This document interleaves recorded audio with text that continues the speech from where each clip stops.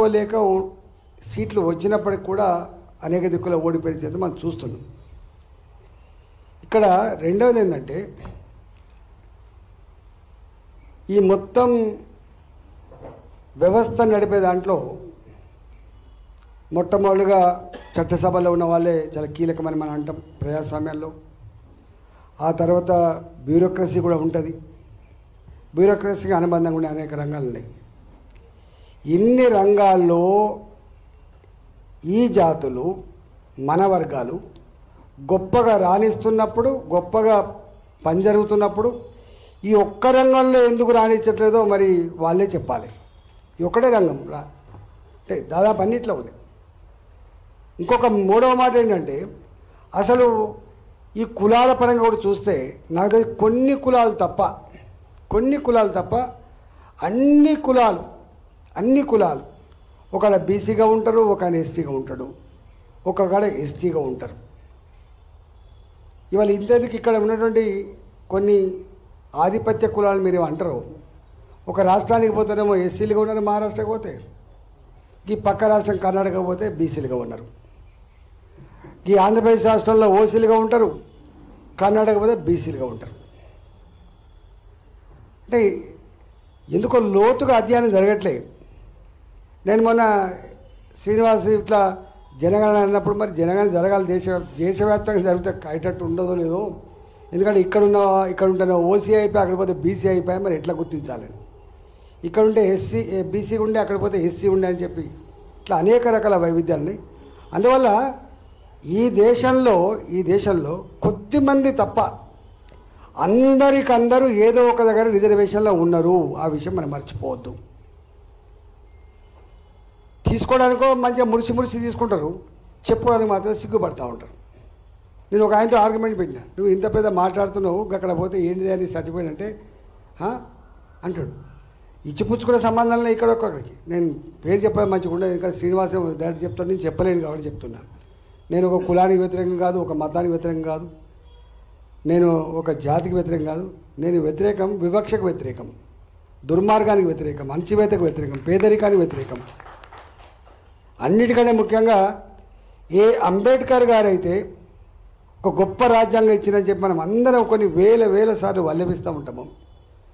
ప్రతి ఊర్లో ఆయన విగ్రహాలు పెట్టి మనం దండలు వేసి పూజిస్తూ ఉంటాము. ఆయన చెప్పిన మినిమం స్ఫూర్తి కూడా అమలు చేయట్లే.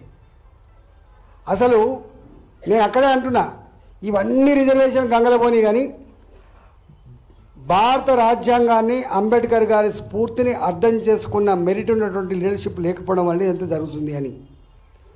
అసలు ఉండాల్సిన మెరిట్ ఎక్కడంటే భారత రాజ్యాంగ స్ఫూర్తిని, అంబేద్కర్ యొక్క స్పిరిట్ని ఏదైతే ఆయన ప్రవచించిండో దాన్ని అర్థం చేసుకున్న పాలకులు లేరు కాబట్టే meritless rulers are ruling this country అని చాలామంది మేధావులు మాట్లాడుతూ ఉంటారు.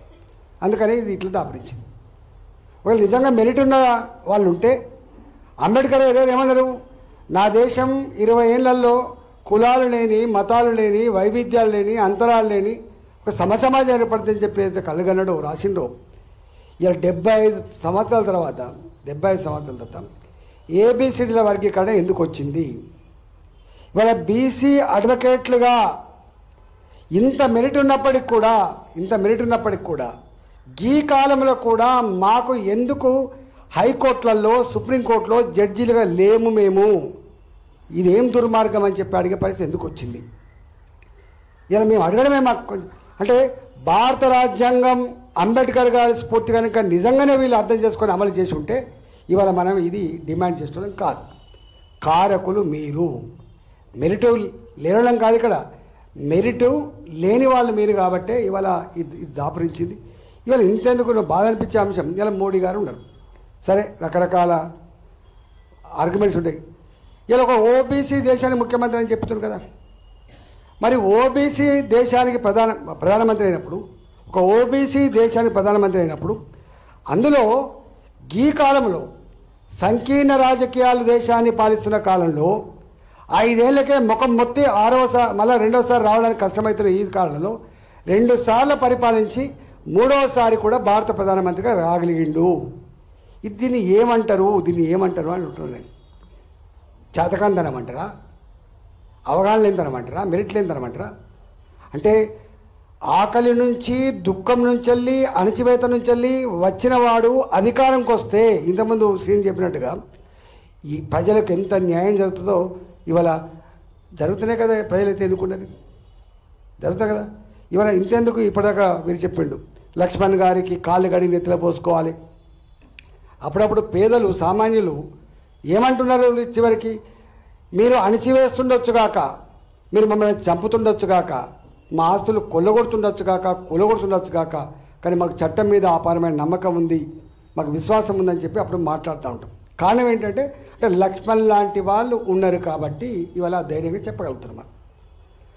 ఇలా ఎక్కడ కూడా నేను చాలాసార్లు నేను కూడా చెప్తా ఉంటా, ప్రతి రంగంలో ఒక ఐఏఎస్ ఆఫీసర్ కాన్వెంట్ నుంచి వచ్చినప్పుడు మాలాంటి వాళ్ళని దరఖాస్తు తీసుకపోతే కేవలం రూల్స్ పొజిషన్ చెప్తారు తప్ప దాని నుంచి డివైడ్ కాడు.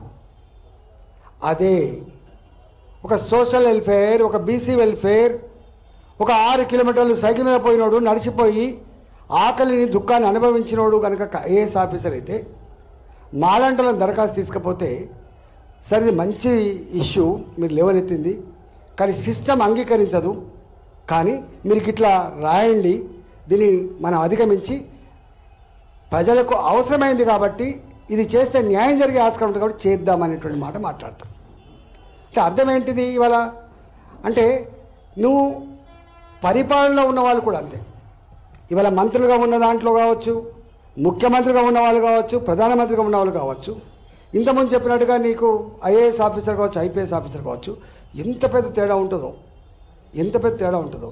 ఇప్పుడు మీరు చెప్పినట్టున్నది, ఒక్కరు వస్తే ఎట్లా వస్తారు, ప్రసాద్ గారు వస్తే ఎట్లా వస్తారంటే వస్తారు డెఫినెట్గా. వడ్డిచ్చేవాడ కాడ నీవు ఉంటే తప్పకుండా వచ్చే ఆస్కారం ఉంటుంది.